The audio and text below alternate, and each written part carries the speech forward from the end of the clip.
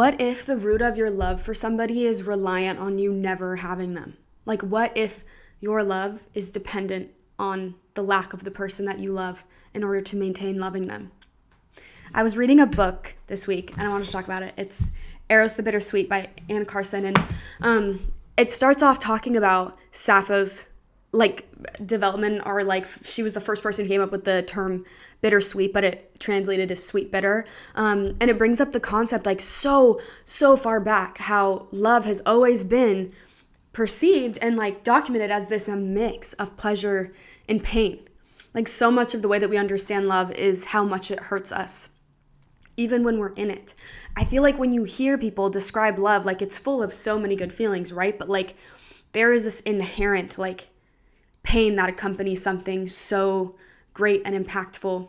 But it's interesting because in that book, it talks about the idea that it seems like what perpetuates love, the momentum of love, the want and the desire for a person, is reliant on you never catching them. And I feel like that literally is pervasive in everything. We hear in the world, how, I don't know, in a misogynistic sense, that men always only want women that they're chasing, or even in the spiritual community, people will have the twin flames, the runner and the chaser. In books, it's always one character kind of chasing the other until they come together, and it always is you kind of either lose interest in the story once they come together, or the plot stops once they come together. They don't continue it because, I don't know, maybe there's an understanding that it's no longer going to be interesting. What is love without the tension of desire, and what is desire without want? And you no longer need to want something that you have. What is love? I don't know. It's so interesting. There's a line in it that says, desire is an object you never knew you lacked. And I feel like something so interesting about it is that in order to keep that sense of desire, then is to keep chasing the thing that you lacked. But something that I find more interesting is the way that when you meet the right person, you hear that phrase a lot, I never knew what I was missing until I met you. I feel like the thing you don't realize that you are missing is desire. But more importantly, I feel like when you meet that person, you become aware of something inside of you that was not whole until you met them. And meeting the right person, being in love, makes you awareness of this part of yourself that is missing. And the only way to be whole is to fill it with the desire. Desire is the lack, I don't know how to explain it. Desire is an object you never knew you lacked. It is your desire for somebody that is what you never knew you were missing, whether or not it's the actual person itself. But I feel like there's something to say about the way that it's not the actual person itself in so many cases, where people suddenly will, I don't know, get the person that they always wanted, and then the second they have them, they no longer want them, and why. And that's also a really scary thing to think. Once you have me, does that mean you'll no longer want me? And I feel like, especially for women, so much of our value is in being wanted, being chased. But then we also have value in being caught, having value in being chosen by somebody. But this idea is really pervasive that you're only wanted when you're being chased, So it's where do you get your value? Being chased by men or being caught by men? And being caught by them, do you lose all value, even though inherently it is in a misogynistic culture, the thing that gives you value is being chosen and married to a man, these ideas. But also there's a value that comes with being wanted, being the object of someone's desire. And in order to maintain being important to somebody, essentially, enough for them to continue trying to get you, to pursue you, relies on you never being theirs, It's really interesting. I don't know. I thought about it from I took some notes because I was thinking about it from a queer perspective, and something that comes up in this book is the way that if you go really far back in Greek literature, there is this consistent theme of desire and love and eros, being a culmination of pleasure and pain, but also being very rooted in the idea that you never fully get the thing that you want. So much of what we read when we read about love is about that like intensity, overwhelming desire. Less so even sometimes about the person itself. It's like the longing, the desire, the longing, and the longing comes when you don't have that. And it's almost like an addiction to the longing. And you go back, and there's so many like examples in this book. But like, for example, Sappho's like has this one poem, and I don't remember what it was called, but essentially it's like saying that this girl, like you look at her and she's like the highest, she's an apple like on the highest branch on like the highest tree, and like you want her because you can't have her, and so you can watch her. And it's like the idea of limerence, like you can project onto somebody because you can't have them. And when you have someone, there's no longer a canvas to project on because they exist in front of you as a painted canvas because they are a whole person. So you need them to be far enough away that it's blurry, or it's not completely like covered, not completely painted because you can't see clearly enough because you don't have enough information on them, that you can maintain desire by like building projections. And there is a safety in that. There is a safety that comes in separating yourself from the object of your desire that allows you to maintain that like feeling of desire that I think so many of us can almost become obsessed with. And it's because if you separate yourself, they're not real enough to like ever burst the bubble. And if they can't burst the bubble, then you can keep wanting them as much as you want them. And also like keeping yourself separated from a person. Something really interesting about like making sure that you always keep a distance between you and the like object of your desire, the person that you love, is that you no longer have to have a fear of like leaning completely into your feelings for the person, because you don't have to worry about the rejection. You don't have to worry about their response. You don't have to worry about the loss. And love is wonderful when you have it. But I think that like the loss of love is so painful that it is the pain that you experience when you long for love, that like deep yearning that can feel almost painful, is sometimes, more often than not, especially if you've experienced a lot of pain, preferred over the potential loss or rejection that can come with like pursuing the person or that you love or the object of your desire, you know? So you separate yourself in order to keep yourself safe. And like the more separated you are, the more you can project, and the more that you keep yourself distanced while you project, the more you can lean into those feelings and obsess over them and not worry about ever having to like, I don't know, reel them in or like be careful because you're not close enough to lose someone, you know? So you can like let yourself fall completely, like ultimately feel for this person and this thing without the fear of rejection or failure or loss, because you're not letting yourself get close enough to lose them. But it's interesting because in that book, it talks about the way that like we used to live in like an oral world, right? And in like an oral world, there's a certain kind of intimacy because you have to be present. Like all of your senses really have to be utilized in order to learn and to engage with other people, because you have to like be standing in front of someone to like listen to them speak. Like you're very immersed in the world. And then we have a development of literacy, and it talks about how like there's a natural separation, an inherent separation that occurred in the world when literacy was developed. Because then in order to learn, in a lot of the ways that we then communicated was directly in front of us and having to immerse ourselves in like a separate little world, you know, away from people, because that's now how we like learn. That's like a main way that we communicate. And it was also just a way for us to communicate to ourselves. And so there's like a natural separation that occurred when we moved from an oral to a written world. And like the interesting thing is like, yes, like writing and reading and literacy is wonderful, but separation is painful. And there leads to isolation and loneliness by being separated. And I think the development of literacy perpetuated loneliness. And I think it also perpetuated our ability to obsess over the things that we do not have or the things that we have lost, or even like to perpetuate like false narratives in our mind and never let them go. And it's because when you can write and you can read, it's so interesting because Socrates had this idea that the development of writing would ruin people's ability to like reminisce, would ruin our memory, you know, and we wouldn't understand things as well. And maybe that's true. Maybe we won't understand things as well because it's not lived experience anymore. It's secondhand. But the point is, he thought it would ruin our ability to reminisce, our memory. But I think it's the opposite. I think that it caused us to be stuck in memory, like to have a hard time sometimes getting out of memory because we document it, you know? It doesn't fade if we have it written in front of us.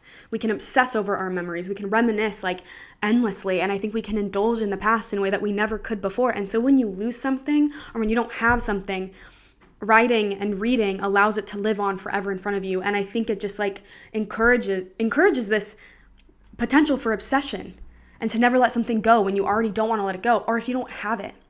You know, like the idea of like desire being lack, like you can fulfill that desire by writing and like reflecting on it, you know, because it doesn't exist like in your actual life. And so you write about it to fill that like lack. I don't know if that really makes sense, but I guess the way that I'm thinking about it is like as a lesbian, I've spent a lot of my life feeling very lonely and very separated. And I was someone who read a lot and I was someone who wrote a lot. And I never really thought about the way that really caused me like further separation. And I think like when you are reading and you're writing so much and you're not interacting with other people, you're just constantly like reliving in your own world. And that's great, but it takes you out of reality in a way that I think just like can convince you that you're so utterly alone in a way that's not true. Because I think when you spend so much time alone, when you're only really exploring your own internal world and like reading something, even though it's maybe like reading someone else's internal world, like you're only then exploring your interpretation of it rather than being in like a public like group setting talking to someone. I think you become so aware of like the vastness that is your internal world, which is great, right? Like we have an internal world and self-reflection is amazing, but it's big. And it's endless. Like the ability for us to expand the way that we think about things and how big our world is, like between emotions and intellect, and it feels huge. And I think when something starts to feel that big and that internal to you and solely like yours, because you're like very much living in your own internal separate world, like because of how literacy developed and like took us out of the immersive like oral tradition of the world, I think it can be hard to start to believe that other people share as vast of an internal world. And I think it can make you feel more alone, you know? And then you separate yourself further and you explore your emotions or you obsess over certain things further, like in the way that you read or you write, and you don't reach out to other people because you've sort of started to convince yourself that you are alone in this. And so you lean into the separation, but separation is painful, you know? Being separated from the world, being separated from connection hurts. And it'll always make you feel more alone. And the longer that you do it, the more I think you start to begin to feel hopeless, like there is no chance for you to ever feel connected to somebody ever again, you know? And I feel like the thing that I thought was interesting is like, so I'm a lesbian and I grew up being really like already like really lonely. My like hometown was super isolated. I lived in the middle of nowhere. My hometown has like 800 people, literally nothing. My like graduating 8th grade class was like 8 people. Super isolating. I grew up in a really homophobic home and a really homophobic town. And so I spent a lot of my time alone. Like I always knew that I was gay. So I was just really like in my own internal world, really sad a lot of the time and feeling very lonely. And so I just like immersed myself in whatever I could that was outside of my life, right? And like reading and writing is the perfect way to separate yourself from the world around you and indulge in something else, because the world around me was not one I wanted to be immersed in, even though like I do think it can like hurt you because you're missing out on lived experience. And I think you can drive yourself insane when you start to only indulge in your own experiences in your own internal world through like only engaging in like reading and writing. But the interesting thing is I was gay and I didn't have the opportunity to have the lived experience outside of myself of pursuing the thing that I felt like I lacked, which was desire and love, like this lack that I think so many of us like intrinsically, innately want. But I was aware that there was a lack, you know, like I knew that there was this thing that I wanted. And the only reason I really knew was because I could read about it. I read about the concept of desire, and the thing that I always picked up was like wanting something, like yearning for it, like knowing that you're lacking, and the way to fill that lack is to have that person, to find that person, to fight for that person. But I didn't have the opportunity in real life to do that, to try and fill that lack, but knowing that that's what it was. The lack was like being able to like find a person and pursue a person and like experience desire in real time. And so I immersed myself in like a written and like the world of reading as a way to try and like replicate what I wanted in the real world, but I could not have. In my real everyday life, like I could not engage in firsthand experiences where I could pursue another person or like try and fill this lack that I think like happens when you love someone is like pursuing the person you love is realizing that you're like lacking something and they're the only person who can like fill it, you know? And so you pursue them and you want them and you realize like this is how you can fill this lack inside of you, is by like filling it with love and the right person.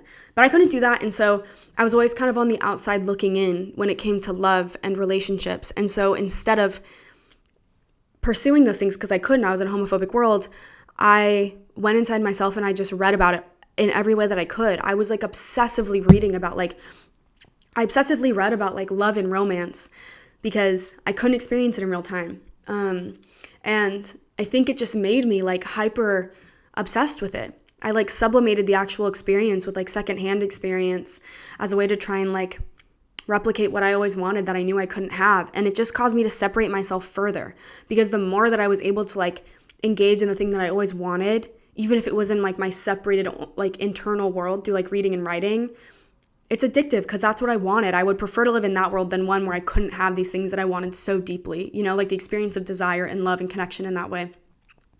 Instead, like I don't know, I was obsessed. I like obsessively read about love and like romance, and I couldn't have it, and reading about it was like the next best thing. But because of like the way that literacy works, how like this book talks about, is it separates you from the world. You know, the more that you immerse yourself in like in literate things, reading and writing, the more you separate yourself from the world around you, because in order to engage in it, you have to disengage from the things around you in order to do that, especially reading. And so I became more and more separated from the world around me, and then like more and more in my little internal world. And it felt like it was so vast that there was no way anyone else had an internal world equally vast. So I must be alone, you know? I must be completely alone. And then it gets scarier to think about reaching out and connecting with people when you've like indulged so much in like your internal world, thinking, like overthinking, spending so much time alone and like overthinking about everything. Everything in your brain feels so big that it feels like there's no way anyone else could like have as big of like a internal world to relate to you, you know? And then you're just overwhelmed with it and like convinced that you have to be alone in it. I don't know. It's weird to explain. I don't know. I took notes on this. And I don't remember what else I was talking about. I think like I was really like, when I was first reading it, I was really like hung up on the idea that love was like relied on lack, and like once you like the bittersweet thing, like Sappho's like concept of bittersweet or sweet bitter is because love is both pleasure and pain, so it's bittersweet. But I think in reality, like, you know, aside from the idea that like desire is lack, I think the reality is that part of love is so bittersweet because in so many circumstances, for some reason, when you finally get the thing that you want, the person that you love, the person that you're pursuing, the thing that made you want them is gone. So the second you have them, you lose them.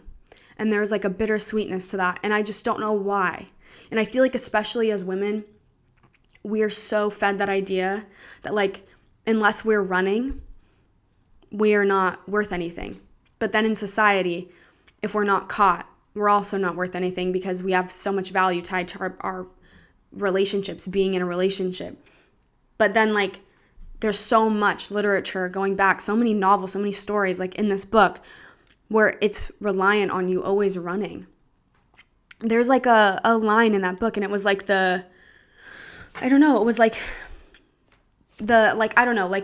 runner, and then like the endless chaser. I don't know. I don't remember what the line was, but it's the concept that unless you're running, you won't be wanted. And unless you're chasing, you won't want. And like love is reliant on that. But I don't know if it's really love as much as it is desire, because then I think about love and like the difference between like limerence. And I think love is when you have something and it stays. And then there's desire, and I think desire dies once you fulfill the thing that you wanted. And what is that? When are you just desiring someone or desiring a thing, a concept, like a relationship or love or whatever you've projected this person to be? Your desire then is to achieve, I think, whatever that thing is. And once you've achieved it, the desire kind of dies. But I think when the desire is driven by love, it doesn't die. I think it only gets more grounded, you know, more stable. I don't know. I don't know. I think the concept of desire versus love like really reminds me of the concept of limerence versus love, at least in this case, like the idea that desire is fueled by lack, by not having that person. And then once you have them, you no longer want them. It ruins the desire. And that's so much of what limerence is like really only wanting a person as long as they're not a real whole person, as long as they're just an idea to you and you haven't fully had them. And a lot of times I think with limerence, the way that we protect ourselves is by never letting ourselves fully have that person or genuinely actually pursue that person, because then we know that we will lose the thing that makes us want them. And in this book, talking about desire and love as lack, is that not the same thing? You know, like once you have them, you'll no longer want them. But I just don't, it's crazy to think that that has followed us. Like the way that this book talks about it, like in Greek literature, like it's that concept of love relying on lacking that thing that has like been in the way that we write for centuries. So has that just been, why is that the root of love? Why do so many of us experience love that way, like desire that way, as something that relies on us never actually getting the person? Like, what is the reason for that? I don't know. I don't really know. I feel like it's so interesting because when I have been in love, I like experienced lack. Like I said, as a queer person, I experienced a lot of lack of love when I was younger because I didn't have the ability to like actually in the real world immerse myself in a way that I could pursue love and relationships, because I was a lesbian in a homophobic world and a homophobic town and a homophobic household. And then when I got older and I was lucky to come out and be in a safe place, I wanted to pursue love. And then when I found it, like in my most recent relationship where she cheated on me, I wanted to hold on to it. I was not interested in lacking it. I like sought it out. I looked for it everywhere. The last thing I wanted was to like live in that place of lack, you know? I wanted it. I wanted to seize the opportunity to have love and like never let it go. And so then I fell in love and I didn't feel a desire for lack. You know, I didn't feel like I needed more, or once I had it, I didn't want it anymore. I just wanted to keep it more than anything. But the girl I was in the relationship with that cheated on me, that I was in love with, she wasn't raised in that way. Like before we were together, like she grew up in a home that was like very much filled with love. And I didn't, which was already on top of it. Like I couldn't pursue like romantic love, but I didn't have like, my family was not like a very like loving family. And so she already had that already. Like she already had love. Like it was never really a lack in her life. She didn't have to seek it out, you know? And then until she dated me, she had only dated men, and like she had experienced love and like relationships, and she never had to really like look for it, you know? She had already had it and I didn't. And so then I think two of us come together and I read about this concept of like, so much of your want for a person, so much of your love for a person is reliant on your lack of them, that maybe because I never had it, I never wanted to let it go, and I wanted to actually fill that lack because I knew how painful it was to have that lack.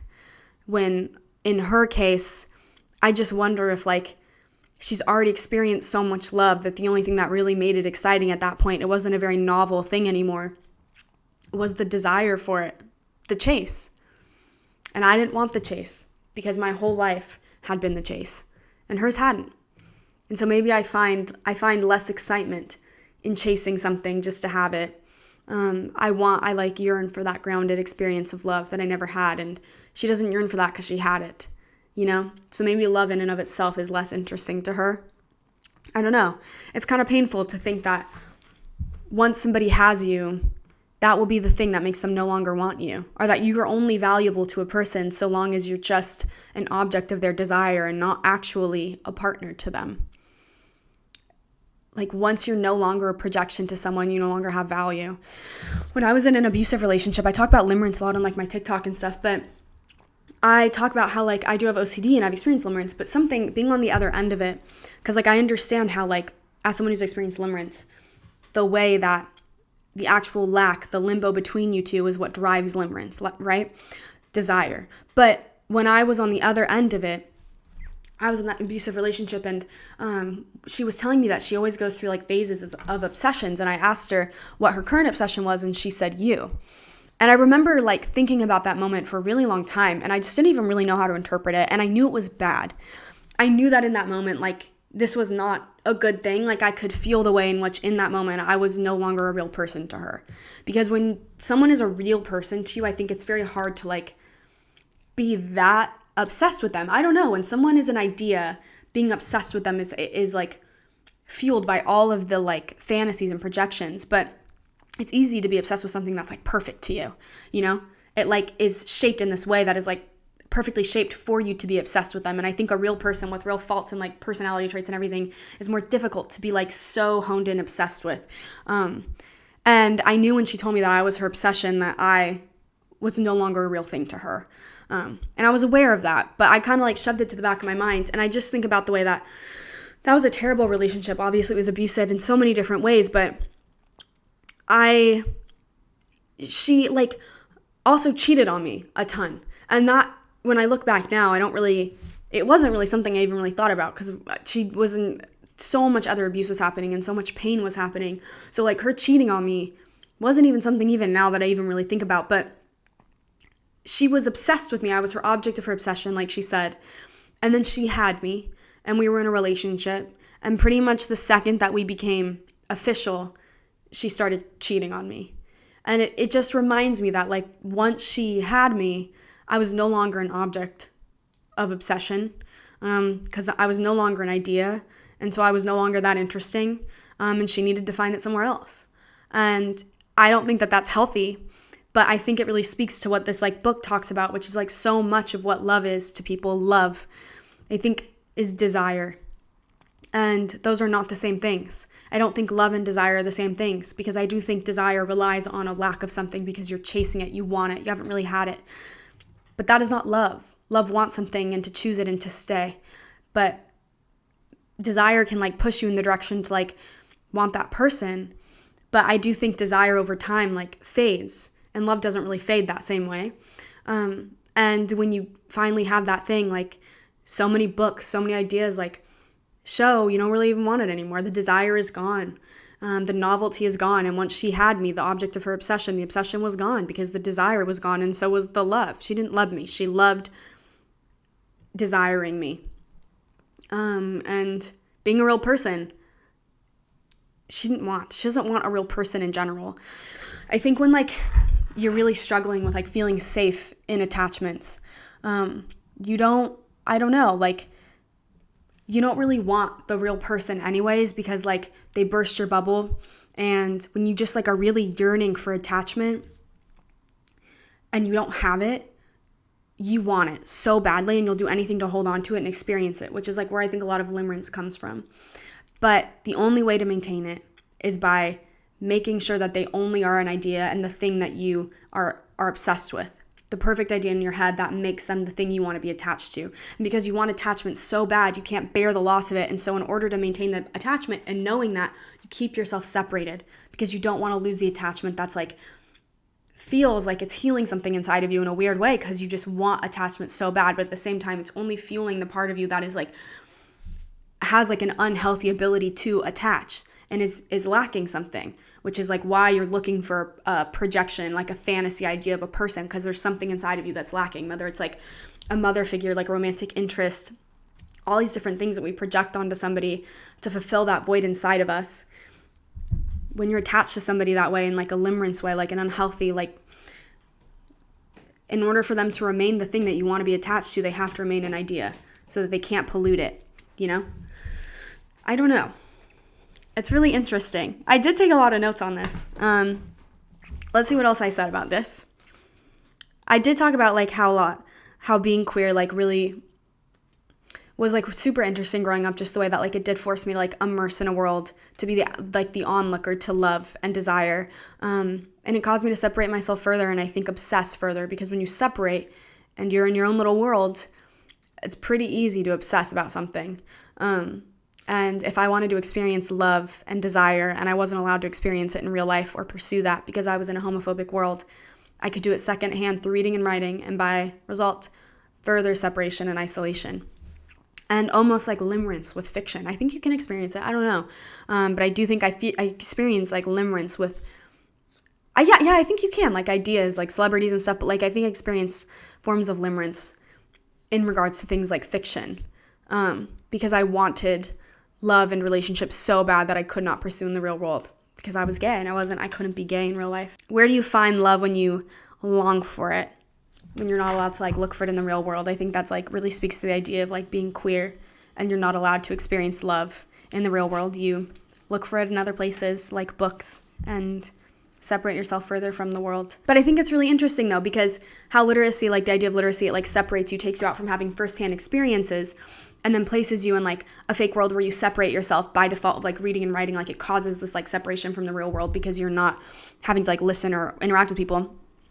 And like you can like write about things, you can read about things that like might fuel your obsession, like related to love or romance or desire. But you're reading books, fake ideas, fake worlds. You know, they're not reality. And by like separating yourself from the world and like engaging in this fake world obsessively, I think you like, it can make it really difficult then when you're in the real world not to still be stuck in this fake world and apply like all of the concepts and experiences of this fake world into the real world, because the real world does not look like a book. It is not a fantasy on a page, you know? But I think like separating yourself from the world and indulging in only like written like worlds like related to love and experiences, the real world and the experience of love suddenly feels a lot less like important or like meaningful because it's not as perfect. You know, it gives you like a fake thing to like seek out that doesn't exist, and then everything feels like underwhelming or not enough or this isn't how it should be. But the real world is not a fantasy, you know, which I find to be really interesting, because then as a queer person, as I separated myself further from the world because I wasn't allowed to pursue love in the external world because it was homophobic, so I just like indulged in like written experiences of love. It gave me a really like false idea of what love can really be like, love and desire, because it's a fantasy. I was living in a fantasy obsessively because I wanted love and connection and I could not have it on the outside of me. And so I obsessively hyper-focused on it in books and writing about it. And then my idea of love was fake. It wasn't real. It like wasn't realistic anymore. And then I think like a lot of people, when it's like, will I ever like actually fall in love again because it's not like the person on the pages that I'm reading because they're not perfect anymore. And I do think there's something to be said for that, because when you've like sort of been groomed into this like idea of what love is, like to think that this is what love is, but it's a fantasy. Love in the real world might be hard to recognize, you know? If the only love you've really experienced because you've separated yourself so much from the world, maybe you're like me in a queer way, like you couldn't engage in love in the real world for a long time. All that I knew to be love was what I saw on pages. So when I looked at the real world, I didn't really know what love looked like, you know? Like desire, actual like desire and love and like romantic love. I only knew what it looked like on pages. So it was like, I don't know. It was hard to like know what it looked like in the real world. And I don't know even how to explain that.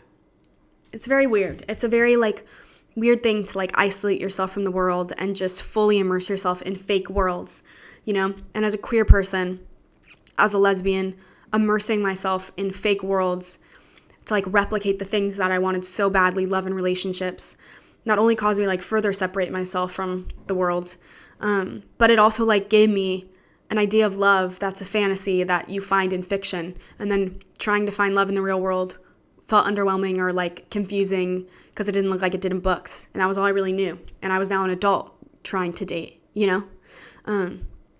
But yeah, it's interesting. This book is also really interesting because it talks about like the concept of literacy and like how in Greek literature, there's like an obsession with edges on words, like particularly consonants, because they have like a hardness to them. Like you hit an edge, like a K, you know, like there's like an edge, like your breath stops.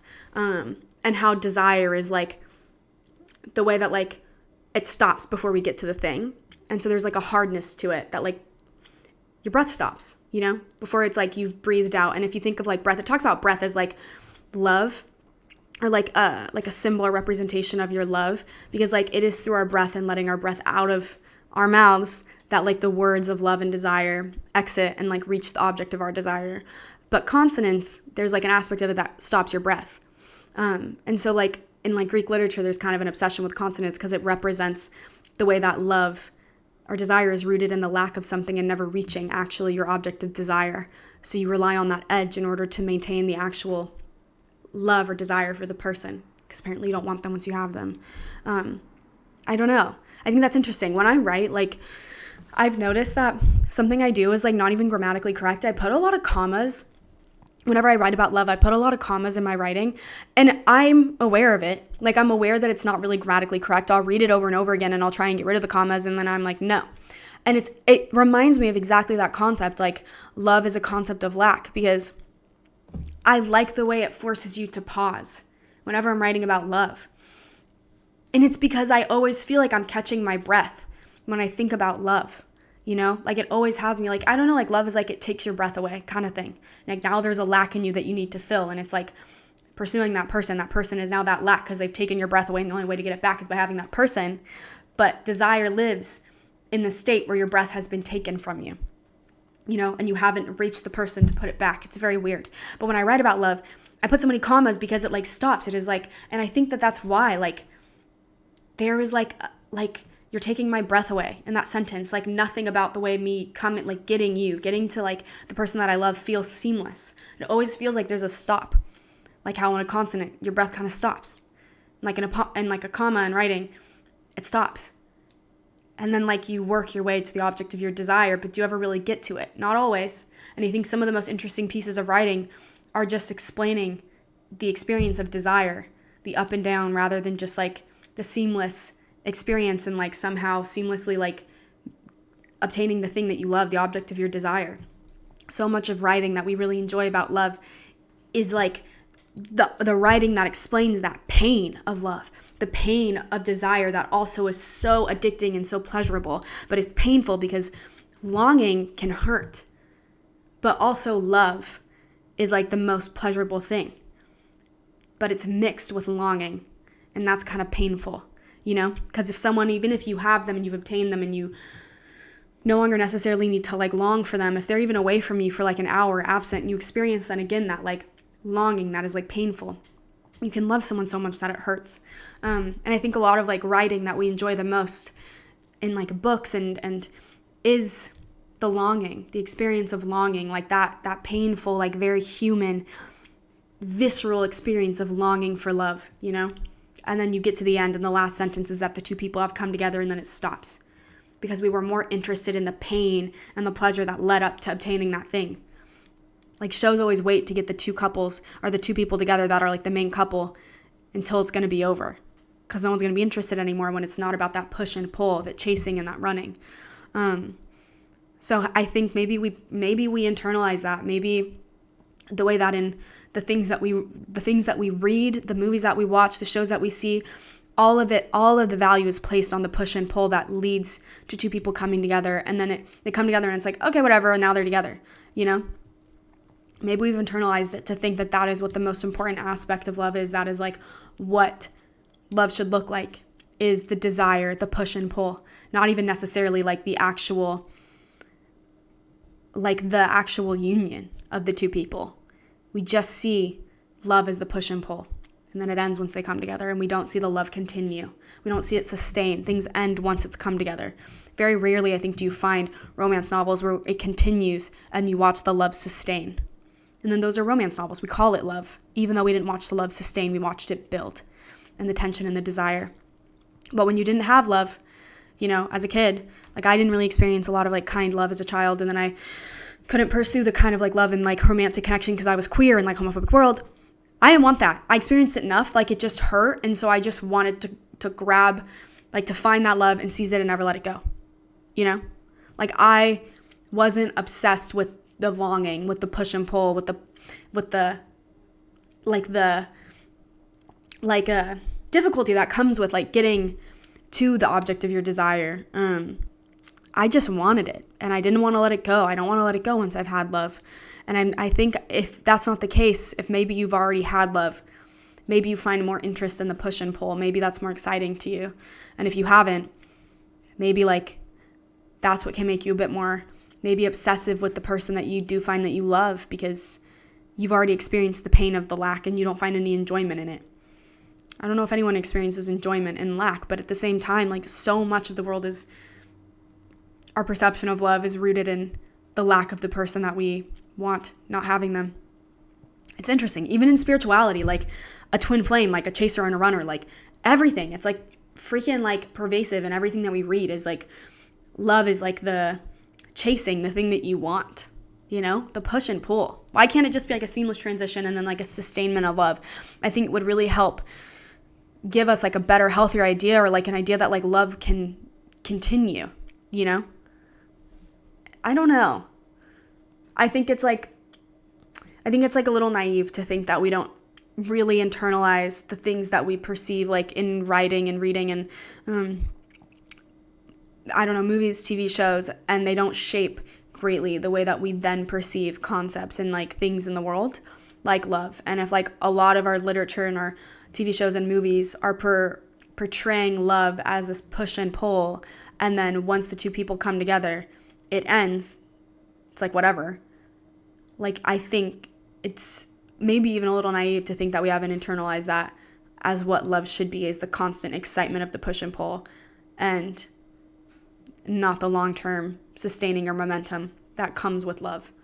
It ends there. Love ends at union.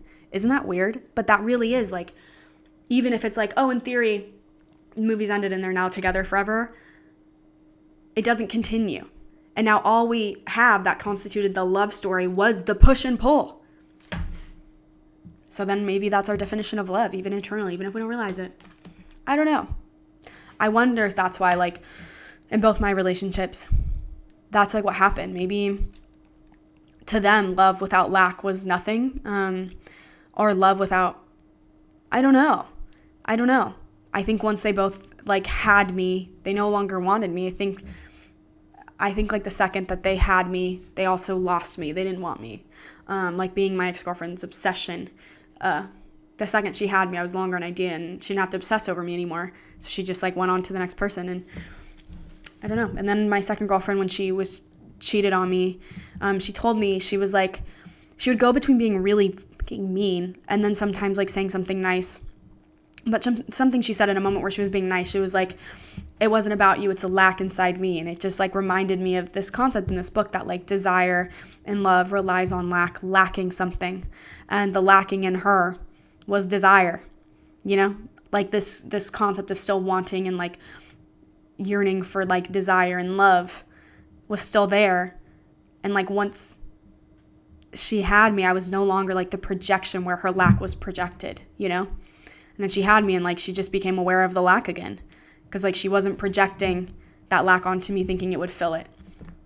I was no longer a projection because she had me, and that lack didn't go away, and so then I had to project somewhere else. I don't know. I don't feel that way. I don't feel like there's a lack inside of, I think that I experience a lack, like I want love and connection, but I don't think there's a lack inside of me in the way that like once I have love and connection, it's like that lack remains, you know? I don't need like, I'm just like thankful when the lack is filled, you know? But I think some people like when they are maybe lacking something inside of them, maybe they're feeling a little less whole. A person can never actually fill that lack. And I don't know if the lack is actually love or desire. I think maybe it is like genuinely a lack in like themselves, not feeling whole in themselves. And they mistake a person as capable of filling that lack. And then we think that desire is lack. And then you have the person and they'll fill that lack. But when you're not a whole person yourself, it won't be filled. So they can come into your life, but that lack will remain. Even if like, say like the concept is true of like, you've always had a lack and you didn't even realize it until you met that person because like, oh, I didn't realize what I was missing till I met you. Like it makes you aware that you're like missing something and that like person comes into your life. It still doesn't like mean that there's not other aspects of you that aren't whole that you're thinking that this person will solve, you know? Like, are they actually just fulfilling the part of you that like longs for like love and romance? Like, is that the part they're even like really fulfilling, or are they fulfilling the part of you that like yearns for validation, romantic validation? What lack inside of you are they filling? The lack specifically for them and their exact being as they are, like not as a projection because you love them? Or are you trying to get them to fill the lack in you that is like romantic lack, wanting romantic validation, simply romantic experience versus just wanting them? I don't know. This is interesting to think about. I guess that's it. I talked for a really long time. I don't know if this is that interesting. But it was interesting to me to think about the way that, like, I do feel like when I've been in relationships, I lost value to the person once they had me, hence the cheating. And I also know the experience of separating myself from the people that I had feelings for, or like limerence for, as a way to like protect my attachment to them. And separation was the best way to protect my attachment to them, by not making them a real person in my life that I could lose, or that could burst the bubble that like made them like something easy to attach to because they were a fantasy. I don't know. It's love and obsession. I think when you have an unhealthy like attachment style, or I don't know, there's so many ways in which you can become obsessed with love and desire. And like part of the way I think that the thing that made me so obsessed with love, that I think about it all the fucking time, which is why I found this book so interesting, is because I was taken out of the real world, because I wasn't allowed to pursue love in the real world. And so I pursued it in reading, and it fueled my obsession. The lack of it in my life and the lack of my ability to pursue it had me obsessively reading about it. And then not only did I like isolate myself more and like read obsessively about something, I created a false idea of what love was by only engaging in like written things that don't actually represent the reality of relationships and experiences, because they're fantasies and fiction. I don't know. Love is bittersweet, right? In so many ways. Painful, almost as a inherently, because you can love someone so much that it almost hurts. It's like bittersweet, or sweet bitter, as Sappho wrote. But yeah, I guess that's it. I don't really think I have anything else to say about that concept. I really like Sappho. I've been reading a lot about her. Yeah, I think that's it. I think that's all I have to say. So I'm trying to think. I feel like there was just something else I was going to say about the concept of something being bittersweet. Oh, something else that I think is also bittersweet about love, or sweet bitter about love, is like the way that like love for another person is so inherently vulnerable, because there's always this like, you're always teetering on the ability for it to be ruined. Like the person doing something that really hurts you, bursting the bubble of an idea of them, and like ruining the attachment if you experience limerence, dying. Love with a person is so inherently vulnerable, like, because people are also always changing, and it's bittersweet to like think that you could love someone, and as they change as a person, or you get to know them, you could also lose them. I don't know. Love is such a vulnerable experience. I think that's why loving things that are inanimate feels so much safer, like obsessing over fiction, because it's not vulnerable. It will not go away. It won't change. This is who they are. This is what it is, you know? I can like fall completely into the emotions and the feelings as long as I separate myself from the real world, and separate myself from things that can change, and through their change be something I no longer want, or something that can die, you know, and I lose, because loss is so fucking painful, and loving a person, loss like that is always a risk. And even if it's at the front of your mind, it might still be in the back of your mind. I think when you love someone, loss is always somewhere in your mind, whatever kind of loss, even just like a loss like they leave you. I don't know. Love is a very bittersweet thing. There's so much to it that like holds so much potential for pain, and I think in its like experience can be so painful because desire is so intense, but it's also like the most wonderful, amazing feeling in the world. I think that's why I'm so obsessed with it. I don't know. Well, okay. If you're interested in the book I was talking about, it's Eros, The Bittersweet by Niki Christine. Super interesting. But yeah, I guess that's it. So on this, just saying, this might be way too long, and I rambled, but if you have any thoughts on this, like any thoughts literally at all, I would love to hear them. Genuinely, I would love to hear anyone's take on this, or their experience with maybe like being overly indulgent in fiction, or anything. I would just love to hear it. And you can send it to me, like, not only your thoughts on this, literally anything in general. Like if you want to share like any experience that you have like in your mind, something you just want to talk about, anything, you can send it to me. I would be so honored to read it, to hear it. You can email it to me.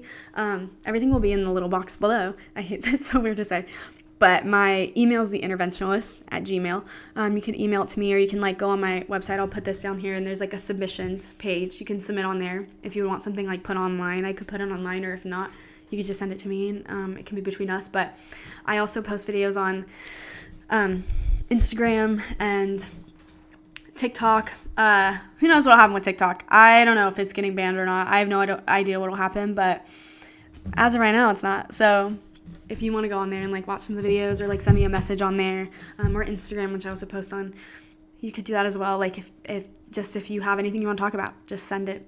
I would love to hear it. And I hope it can be a reason for you to talk about it if it's something hurting you or that is just making you really happy right now. Yeah, I guess that's it. And if you're experiencing like that like inconsistency with love right now, like you're struggling with it, and like maybe you're experiencing limerence and you don't understand why you can want something so bad, but once you have it, you no longer want it.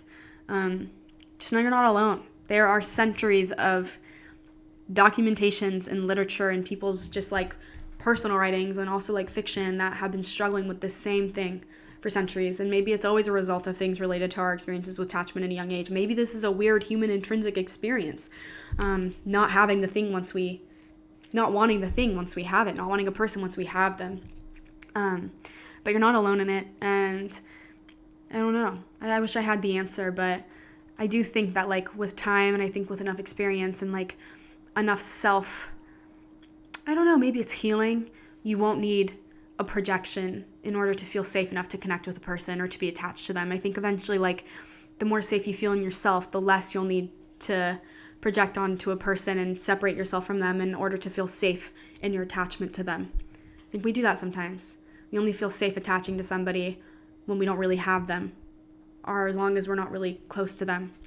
It's because we're afraid of loss or somebody becoming something that, like, ruins what allows us to be attached to them, because they're a real person with faults or flaws that makes them not perfect and the thing we need to maintain the attachment.